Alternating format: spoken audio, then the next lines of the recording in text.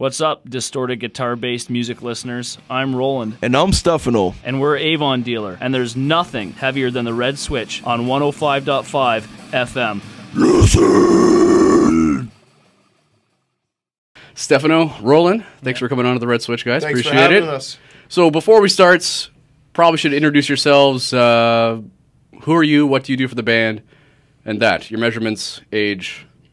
Age, okay. Religious affiliation. Okay, my name is Stefano Manera, and I'm the guitar player in Avon Dealer, 32 years old, and don't really prescribe to any religion right now. Kind of at a crossroads personally, but my family is Roman Catholic, so if anything, I'd be tied to that. Fair enough. My name is Rolland and play the drums for Avon Dealer. 28 years old. Religious beliefs expand and evolve daily, so it gets kind of complicated to explain that, but I think everyone's a little bit right. Quantum theory seems to be the most logical route for belief for me.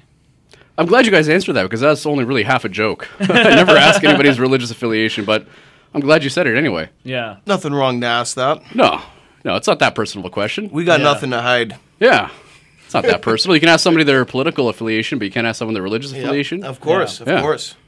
Anyway, those listening and watching this don't know what is Avon Dealer. And I'm guessing you guys have nothing to do with cosmetic accessories. No. No. So give us a short version of what is Avon Dealer. Rolland? Well, I'll tell you how I thought of the name.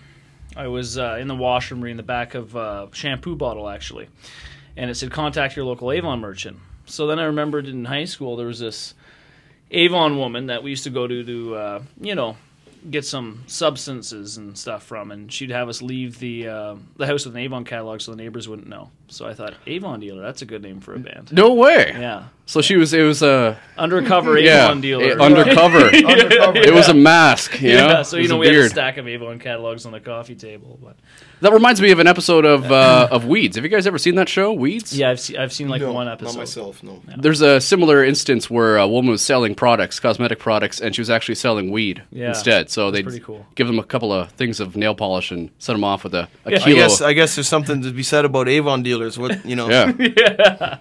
catching on to something. Yeah, maybe that's why the company does so well. Yeah. Yeah. There are many styles and elements to your music. You've got members of G.O.D., Fado, Crazy Bomber. What else? Excommunicated. Excommunicated, Unborn Dead. Why not just choose one stylistic element? Well, we never really sat down and decided what kind of music or style we were going to play. When the band kind of reformed now, then I was going to be playing guitar possibly, and just, with whatever skill I got, I did what I could. I think we got kind of like a punk grind, kind of metal kind of mix going on, and nobody's been complaining. And me and Rolland and Dan actually jammed the majority, the three of us. Dan's our bass player. And we're just, bouncing ideas back and forth, writing stuff right off the floor, and then that's pretty much the way it's been going. And we never really set out to be this or that or something else. We just did what seems natural to us. You know what I mean? Yeah. And then we're writing the material ourselves, and then Lee and Riley, they live a little bit further out than us. Riley's out in Peterborough and Lee's all the way out in Norwood, so we've been bringing the material to them. They've been working on it. They're getting their vocals down for it, and everything's been positive so far. I mean, it's been going good. We're happy with the outcome. You know what I mean? Yeah, my whole attitude with music is I just want to play something that sounds cool. And to me, cool would be, groovy, heavy, and at times really intense and fast. Mm-hmm. And my influences are, death grind, and for me as a drummer, a lot of like really fast black metal. Frost would probably be my favorite drummer, and I'm trying to get my blast beat to that level, but it might take a couple of years because he's like the Terminator of drums. Yeah. But, he'll drop a riff, and actually the first song we wrote, Mandragora, he was playing a riff. I ran down my dad's stairs at his house because I had the drums in his basement at the time. It just jumped on and just started just wailing a D beat, and, that's how the song kind of started. Yep. And then we just pretty much just gave her from there. And Yeah. Now we're here having an interview on the Red Switch. Yeah. So things are looking up for us. Yeah. Things are looking up. Things are coming up Millhouse for you guys. For sure, yeah. So needless to say, you guys all have shared love for grindcore, crust. All types of stuff. All types of stuff. Yeah. So you guys don't want to be pigeonholed for just one kind of music. No, but I don't really care if people at do the it. same time, we don't care about like any kind of different styles or what's trendy or not. Like I said, we're just doing playing at our ability and playing what's true to us. You know what I mean? And then that's the end of it. You know what I mean? Yeah. But we know at the end it's gonna be fucking heavy shit, and people who like metal, like grind, extreme stuff, they're gonna not everybody's gonna love us, but there's gonna be some people who are gonna be getting down to our grooves. Yeah. Well, you know what? Just to play devil's advocate, punk or metal? Metal. I like some dirty, crusty kind of punk, Yeah. but I'm like a straight death metal head. That's like my number one, amongst other things. But for me, it's just death metal. Yeah. Hence, Unborn Dead. Mm-hmm. Yeah. What's worse, a door-to-door Avon dealer or religious salesman? Or religion salesman? Definitely religion salesman. Yeah? Why? Because you're trying to give someone a box to believe within instead of letting them find their own belief or their own box. It's very influential, and I don't think it's fair. I mean, it's good that there are those things out there, but I think it's better for one to explore that on their own than have it come to their front door. That's just my personal opinion. Do you think selling it cheapens it a little bit? Selling your religion as though if it were a cosmetic product, door to door? For me, yeah. But I think the religious salesman would be worse because if an Avon dealer came to my house, it's just like, are you interested in this product? No.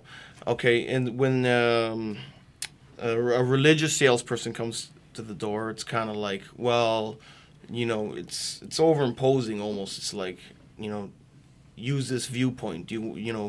Come with like, no, I don't want to be, enticed to join any kind of organization or thing. It's more of a personal issue. You know what I mean? Yeah. So I think the religious door-to-door person would be worse for me. Yeah. Whatever. You just tell them to leave as long as they leave politely. Be polite, yeah.